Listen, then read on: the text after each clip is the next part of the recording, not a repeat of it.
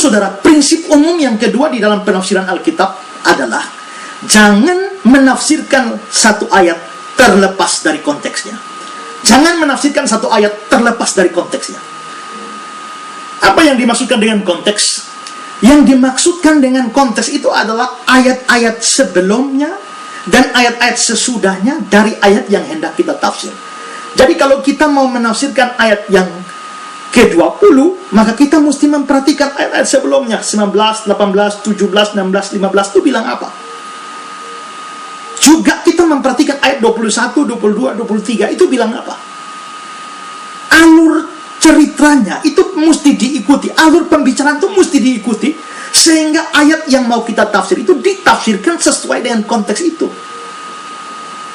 Ini prinsip dasar hermeneutik. Saya kasih contoh, misalnya kalau kita melihat Matius pasal 28 ayat yang ke-20 bagian B, itu dikatakan, dan ketahuilah aku menyertai kamu senantiasa sampai akhir zaman. Jadi di sini Tuhan Yesus memberikan janji, Dia akan menyertai kita sampai akhir zaman. Lalu ada pendeta yang pakai ayat ini untuk melakukan pemberkatan orang nikah atau orang kawin. Kepada dua mempelai, dia menumpangkan tangan, lalu dia mengucapkan janji dari Tuhan Yesus ini, aku menyertai kamu senantiasa sampai akhir zaman. Saudara, ini adalah penafsiran ayat yang salah, pengutipan, pemanfaatan ayat yang salah. Mengapa? Karena ayat ini dikutip terlepas dari konteksnya. Ayat ini memang berkata Tuhan menyertai sampai akhir zaman, tapi untuk siapa? Bukan untuk orang nikah. Kalau kita memperhatikan ayat 20 bagian A, dia berkata, pergilah, jadikanlah semua bangsa muridku, baptislah mereka dalam nama Bapa, Anak, dan Roh Kudus, dan ketahuilah aku menyertai kamu sampai akhir zaman. Jadi janji penyertaan Tuhan sampai akhir zaman ini bukan diberikan untuk orang kawin, tapi diberikan kepada orang yang memberitakan Injil atau yang melayani Tuhan. Untuk orang kawin memang Tuhan menyertai, tapi ada ayat yang lain, bukan ayat ini. Nah, ini satu contoh bahwa orang menafsirkan ayat, mencomot ayat dari konteksnya tanpa peduli konteksnya, lalu dia tafsirkan terlepas dari konteksnya. Itu namanya out of context. Itu ngawur di dalam penafsiran. Dan menurut saya, kengawuran ini yang sedang dibuat oleh Yahya Waloni. Kalau kita memperhatikan ya, Matius pasal yang ke-15 ayat yang ke-24 yang dikutip oleh Yahya Waloni, yang mengatakan bahwa Yesus datang bukan untuk orang Indonesia, bukan untuk orang lain, hanya untuk orang Israel.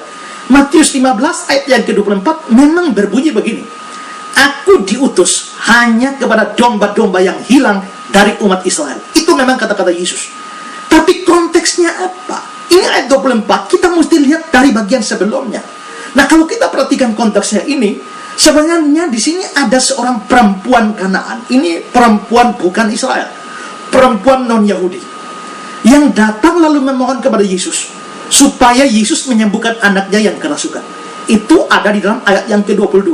Ingat, ayat yang diangkat Yahya Waloni ini ayat 24. Ayat 22 menceritakan tentang perempuan Kanaan, bukan Israel, datang memohon kepada Yesus untuk menyembuhkan anaknya yang kerasukan. Saya baca ayatnya. Maka datanglah seorang perempuan Kanaan dari daerah itu dan berseru, kasihanilah aku ya Tuhan, anak Daud, karena anakku perempuan kerasukan setan dan sangat menderita. Nah, meskipun Yesus tidak menjawab dan murid-murid Yesus sudah datang menghalau perempuan itu, tapi dia lebih keras lagi berteriak. Dia minta tolong kepada Yesus. Itu di ayat yang ke-23. Setelah itu ayat 24, Yesus mengucapkan kata-kata, aku diutus hanya untuk domba-domba yang hilang dari umat Israel. Tapi saudara, perempuan ini tidak putus asa. Dia terus minta pertolongan di dalam ayat yang ke-25. Tetapi perempuan itu mendekat dan menyembah dia sambil berkata, Tuhan, tolonglah aku. Ketika dia sudah merendahkan diri dan mengatakan, Tuhan, tolonglah aku, Yesus malah mengucapkan kata-kata yang juga kurang enak didengarkan di dalam ayat yang ke-26. Tetapi Yesus menjawab, tidak patut mengambil roti yang disediakan bagi anak-anak dan melemparkannya kepada anjing. Tapi saudara, perempuan itu mengucapkan kalimat yang luar biasa di dalam ayat yang ke-27. Kata perempuan itu, benar Tuhan, namun anjing itu makan remah-remah yang jatuh dari meja tuannya. Dan karena itu, Yesus lalu memuji iman perempuan ini, dan Yesus lalu menyembuhkan anaknya. Ayat 28. Maka Yesus menjawab dan berkata kepadanya, "Hai ibu, besar imanmu, maka jadilah kepadamu seperti yang kau kehendaki." Dan seketika itu anaknya sembuh. Ini konteksnya.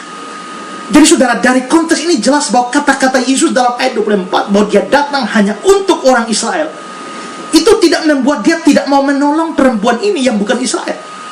Toh dia melakukan atau menolong perempuan yang non-Israel ini kan. Karena itu kalau Yahya Waloni mengutip ayat 24 lalu mempertanyakan keselamatan orang Kristen Indonesia atau orang Kristen non-Yahudi yang bukan Israel, itu adalah penafsiran yang out of context, tidak memperhatikan konteks. Dia cuma melihat ayat 24, dia menutup mata terhadap ayat-ayat sebelumnya, terutama ayat setelahnya, yaitu ayat 25 sampai ayat yang ke-28, di mana Yesus pada akhirnya menolong perempuan yang bukan Israel itu. Jikalau Yesus memang hanya datang untuk orang Israel, kenapa dia mau menyembuhkan perempuan itu? Jikalau dia memang menyembuhkan perempuan itu, kenapa dia mengatakan ayat yang ke-24? Dari situ kita melihat bahwa ayat 24 itu diucapkan oleh Yesus hanya untuk menguji iman perempuan itu, hanya untuk mengetes iman perempuan itu. Apakah menghadapi sikap penolakan semacam itu, dia tetap bersungguh-sungguh, tetap punya kerendahan hati, tetap punya tekad yang gigih untuk meminta pertolongan pada Yesus atau tidak. Ayat itu harus ditafsirkan demikian kalau kita memperhatikan fakta bahwa Yesus toh memuji iman wanita itu dan menyembuhkan dia, padahal dia bukan orang Israel. Di sini persoalannya, dan di sini menurut saya letak kebodohan dari Yahya Waloni yang sama sekali lagi dia tidak menguasai hermeneutik Alkitab yang standar, bahkan ini pelajaran tingkat 1 sekolah teologi. Tapi orang ini berkoar-koar dan menggonggong sedemikian rupa seolah-olah dia paling tahu isi Alkitab. Tapi saya sudah tunjukkan, saya sudah buktikan bahwa sebenarnya omongan ini hanya bualan-bualan, hanya omong kosong dari orang tolol yang tidak mengerti bagaimana menafsir Alkitab. Jadi apa yang bisa disimpulkan dari semua itu? Yesus memang mula-mula datang untuk orang Israel saja, karena memang secara khusus itu dijanjikan untuk orang Israel. Tapi sebenarnya juga dia datang untuk semua bangsa. Dan karena itu Yohanes 14 ayat 6 itu berlaku bagi semua orang dari semua bangsa. Siapa yang percaya kepadanya akan sampai kepada Bapa atau akan diselamatkan. Tapi siapa yang tidak percayanya akan binasa selama-lamanya. Biarpun setiap hari mau berteriak Allahu Akbar, Allahu Akbar, tapi tanpa Yesus tidak ada satu orang pun bisa sampai kepada Bapa. Yesus berkata, "Akulah jalan dan kebenaran dan hidup. Tidak ada seorang pun yang datang kepada Bapa kalau tidak melalui aku." Karena itu, Yahya Waloni boleh masuk Islam. Dia boleh berkoar-koar di luar sana membeberkan kebodohannya. Dia boleh yakin 1000 kali yakin bahwa dia akan selamat. Tapi tanpa Yesus, dia tidak pernah selamat. Justru dia akan masuk ke dalam neraka. Saudara, bahwa orang-orang yang akan diselamatkan itu berasal dari satu bangsa, dari bangsa-bangsa. Itu terlihat dalam Wahyu pasal 7 ayat 9. Dikatakan di sana bahwa sesungguhnya satu kumpulan besar orang banyak, tidak dapat terhitung banyaknya, dari segala bangsa, dari suku dan kaum dan bahasa, berdiri di hadapan takhta, di hadapan Anak Domba. Itu Yesus. Mereka ini adalah orang-orang yang percaya Yesus. Dan kalau Yahya Waloni tidak bertobat, dia tidak akan ada dalam grup ini. Justru dia akan ada dalam grup yang dilemparkan ke dalam neraka jahanam bersama-sama dengan iblis alaihi laknat. Ini tanggapan saya terkait omongan Yahya Waloni bahwa Yesus datang bukan untuk bangsa yang lain, bukan untuk bangsa Indonesia, bukan untuk orang Kristen Indonesia, tapi hanya untuk orang Israel saja.